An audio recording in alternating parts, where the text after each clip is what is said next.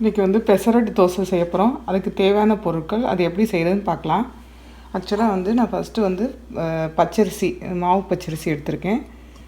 இந்த இதில் இது வந்து 250 கிராமு. இதில் 1 கிளாஸ் எடுத்திருக்கேன். இது 1 கிளாஸ் எடுத்திருக்கேன். அதே மாதிரி பச்சை பயிறு வந்து பயத்தம்பருப்பு பயிறு வந்து 2 கிளாஸ் எடுத்திருக்கேன்.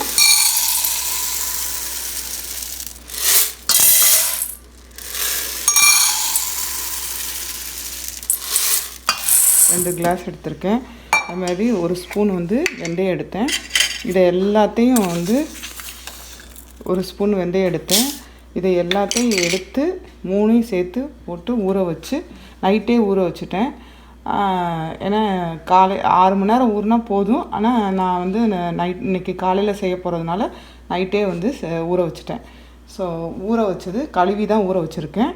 இதோடு வந்து அரைக்கிறதுக்கு வந்து இஞ்சி வந்து 1 பிஞ்சு இஞ்சி, 3 பச்சை மிளகா, அவங்கவுங்க காரத்துக்கு ஏற்ற மாதிரி. நான் 3 பச்சை மிளகா போடுறேன். அவங்கவுங்க காரத்துக்கு ஏற்ற மாதிரி பச்சை மிளகா ஆட் பண்ணிக்கலாம். இஞ்சியுமே இன்னும் கொஞ்சம் இஞ்சி காரம் வேணும் அப்படின்னா இன்னும் தூக்கலாக கூட போடலாம். ஆனால் ரொம்பவும் போடக்கூடாது. சின்ன பசங்கள்லாம் சாப்பிட்றது கொஞ்சம் கஷ்டமாயிடும். அவ்வளோதான். இதை வந்து அரைச்சிட்டு இப்போ எடுத்துகிட்டு வந்துடலாம். அரைச்சிட்டு எடுத்துகிட்டு வந்துட்டேன். இப்போ வந்து உப்பு வந்து போடுவோம்.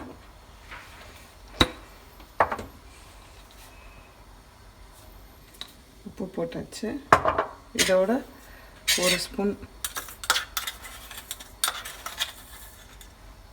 ஒரு ஸ்பூன் ஜீரகம், இல்லாட்டினா 1.5 ஸ்பூன்.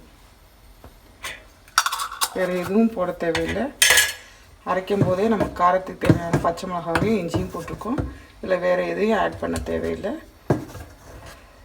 இப்போ தோசைக்கல் காஞ்சோன்னா அதில் தோசையை வந்து இது பண்ணிக்கலாம்.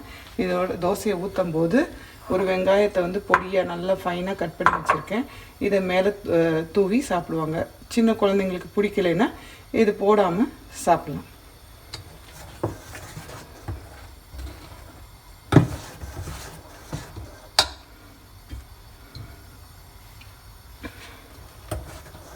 தோசை ஊற்ற போகிறேன்.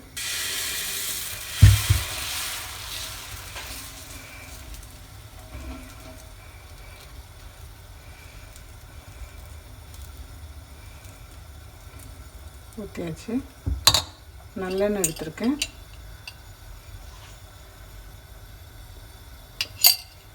எண்ணெய் ஊற்றிருக்கேன்.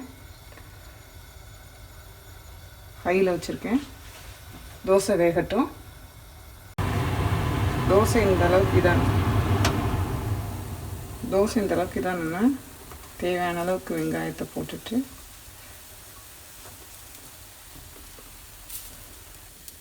சில பேருக்கு வெங்காயம் போட்டு சாப்பிட்றது பிடிக்கும். ஆனால் பெசரட் தோசைனாலே வெங்காயம் போட்டு சாப்பிட்றது தான் இது.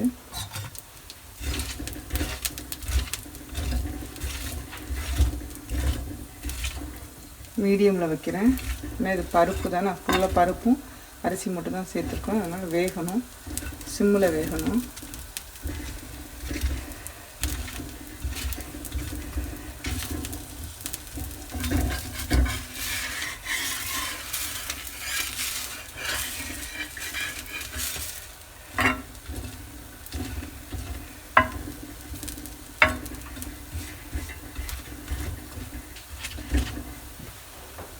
வெந்துருச்சு. நடுவில் மட்டும் வேகலை.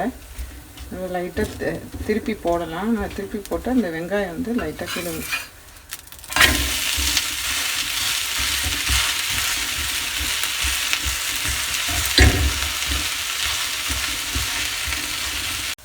வெந்துருச்சு. தோசை ரெடி ஆயிடுச்சு. பெசரட் தோசை ரெடி ஆயிடுச்சு.